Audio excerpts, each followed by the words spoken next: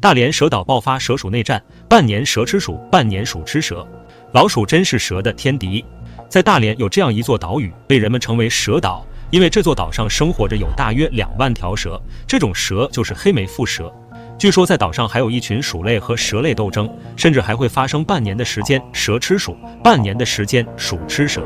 蛇吃老鼠倒是会发生的，为何还会出现吃蛇的老鼠呢？这到底又是什么蛇呢？它又是如何出现的呢？这座蛇岛总面积只有 1.2平方公里，就在这么小的地方上，却有着上万条毒蛇。这些蛇都是一类蛇，叫做黑眉腹蛇，可能在岛上走几步就会碰到一条毒蛇，这场面让人感到毛骨悚然。曾经这座岛上也是有其他动物的，但是因为食物短缺，蛇岛上的生物就开始互相残杀了。经过了十分残酷的厮杀后，因此唯一生存下来的只有这种腹蛇了。同时这种毒蛇的毒性极强，它的一点点毒素都能致命，因此它也成功存活了下来，还能更好地捕食猎物。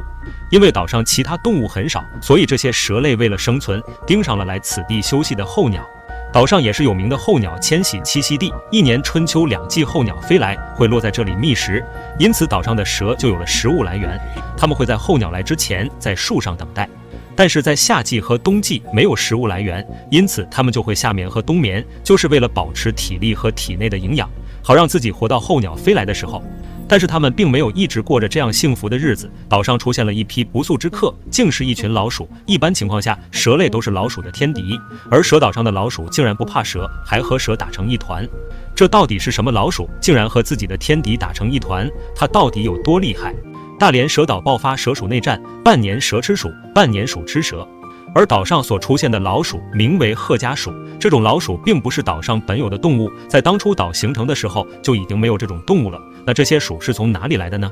根据专家分析，可能是跟随着停靠在岛上的渔船出现的，成为了岛上的入侵物种。这种鼠的身体强壮，性情暴躁。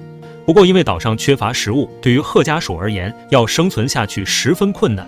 不过这两种动物的捕食时间是不同的，鼠是夜间捕食，而蛇是白天捕食，两者之间并不冲突。不过问题就出现在了，这种蛇类需要夏眠和冬眠，处于休眠状态下的白眉腹蛇都是窝在自己的蛇洞中一动不动，尤其是冬天野外温度特别低，它还属于变温动物。这时它们的身体处于冻僵的状态，体温很低，这时行动非常迟缓。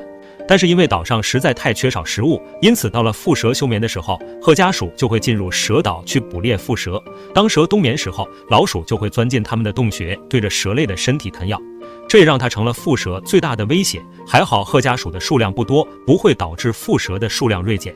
褐家鼠它们的牙齿非常锋利，还能啃断船上的木板，甚至是混凝土都能啃掉，更别说脆弱的蛇身了。并且老鼠喜欢在过冬前储存食物，因此它们遇到熟睡的蛇时，为了填饱肚子，也顾不上本能的恐惧，上去就会一通撕咬。当过了冬季腹蛇恢复正常状态，褐家鼠也不会再是腹蛇的对手，特别是春季和秋季。如果黑眉腹蛇没有捕猎到候鸟，为了生存就会捕食褐家鼠，双方在不同的季节互为对方的猎物。褐家鼠真的是蛇的天敌吗？大连蛇鼠大战一触即发，老鼠竟然敢吃蛇。老鼠难道成了蛇的天敌？不得不承认，蛇岛上的褐家鼠咬合力确实惊人，能将各种坚硬的东西给咬坏。蛇在冬眠的时候，蛇类能力退化，行动力缓慢，显然不是褐家鼠的对手，因此蛇在冬眠的时候就认输宰割。其实不然，它在野外冬眠的时候，有很多甚至上百条蛇聚集在一起，就算是在冬眠期间有老鼠闯入，那结果也是非常明显的，就算是凶猛的褐家鼠有很强的咬合力，也难以得逞。但确实也有些老鼠偷偷溜进洞穴后，悄无声息地将正在冬眠的蛇拖出洞穴外，将它吃掉。虽然它在冬眠的时候确实有被鼠类吃掉的可能，但是吃蛇半年还是有些夸张的。并且因为蛇在冬眠的时候，它会深入冻土之下的洞穴中，这对于鼠类来说，它们在冬季不会浪费太大的体能去刨一个深坑，去寻找一个也许存在的蛇类冬眠洞穴。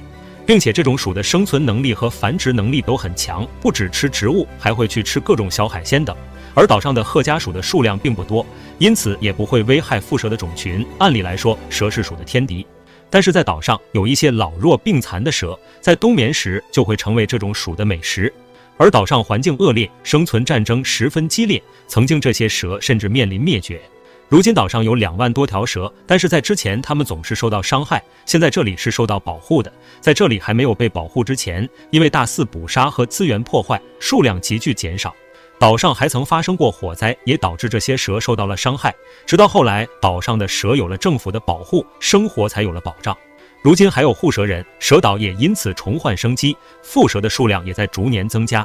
对此你有什么看法呢？欢迎在评论区留言讨论。本期的视频到这里就结束了，感谢您的观看。喜欢本期视频可以添加关注哦，我们下期再见。